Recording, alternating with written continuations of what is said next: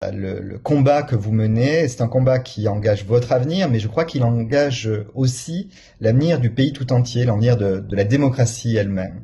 D'abord, c'est une réforme précipitée.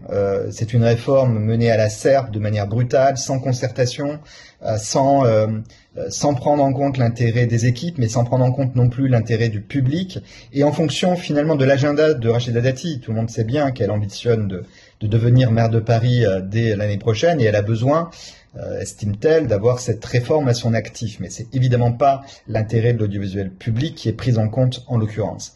Il y a un deuxième point qui me paraît très important, c'est que on n'est pas juste dans un moment spécifique, sur l'agenda de Rachida Dati, on est dans le prolongement d'un règne jupitérien, celui d'Emmanuel Macron, commencé en 2017, et qui est jalonné d'attaques contre l'audiovisuel public. D'attaques financières d'abord, puisqu'il y a eu des coupes sombres, aussi bien pour Radio France que pour France Télé depuis 2017.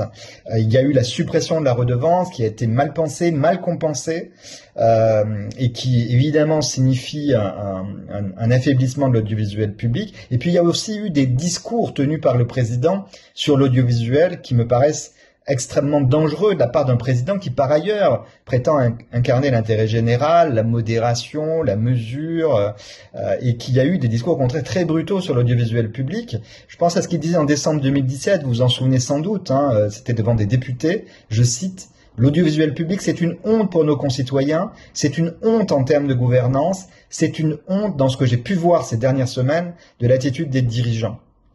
Ces propos, au moment où l'audiovisuel public rencontrait déjà d'excellentes audiences et avait une relation de proximité avec le public, étaient très très condamnables de la part d'un président et ne correspondaient évidemment pas à la réalité. Or, ils se sont prolongés, y compris récemment. On peut se rappeler de ce que disait le président encore récemment sur un plateau de service public, c'était dans l'émission C'est à vous, à propos d'une autre émission du service public, Complément d'enquête, et de son travail sur Gérard Depardieu et sur Yann Moix. Le président, dans cette émission C'était vous, avait mis en cause le travail de Complément d'enquête, avait relayé les fake news et les théories complotistes fabriquées par les médias Bolloré en disant que c'était un montage, que Gérard Depardieu n'avait pas dit cela, ce qui a obligé, et ça me paraît vraiment historique, cette émission, Complément d'enquête, à faire constater par huissier que non, il n'y avait pas de manipulation, ces propos étaient bien ceux que Gérard Depardieu avait tenus.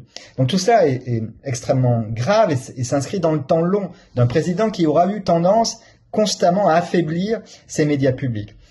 Or, nous vivons un moment très spécifique, et c'est le dernier point sur lequel je voudrais m'attarder, c'est que cette réforme, elle est anachronique. Et elle est anachronique du point de vue même d'Emmanuel Macron, qui, avec une certaine lucidité, juge aujourd'hui que nous vivons l'entrée dans une nouvelle ère marquée par une guerre informationnelle.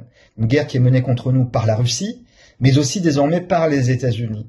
Et dans un moment où les démocraties libérales sont à ce point attaquées, elles ont plus que jamais besoin d'un audiovisuel public indépendant, fort, et qui soit relativement autonome vis-à-vis du pouvoir, mais aussi dans le travail de ses équipes et de ses différents médias.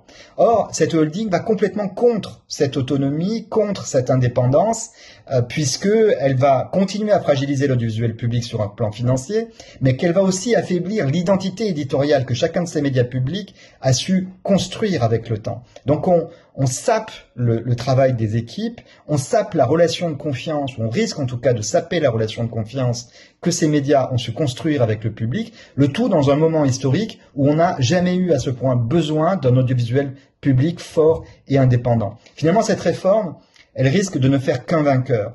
Et le paradoxe, c'est que ce vainqueur, c'est l'adversaire contre lequel Emmanuel Macron prétendait se dresser lors de son arrivée au pouvoir en 2017, l'extrême droite, puisqu'il s'agit évidemment de cela. Il faut rappeler que quand elle arrive au pouvoir, elle ne privatise pas l'audiovisuel public. Ça, c'est le discours qu'elle tient avant.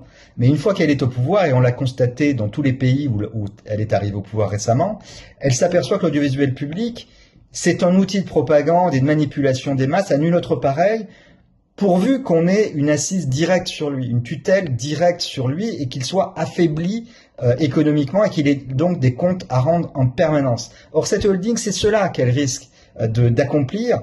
C'est finalement une tutelle unique qui aura inévitablement des comptes à rendre au nouveau pouvoir, qui dépendra de lui sur tous les plans. Et c'est tout le paradoxe de cette période, c'est que finalement Emmanuel Macron sont en train de réaliser le rêve du Rassemblement national, mais aussi au-delà celui de Vladimir Poutine ou d'Elon Musk.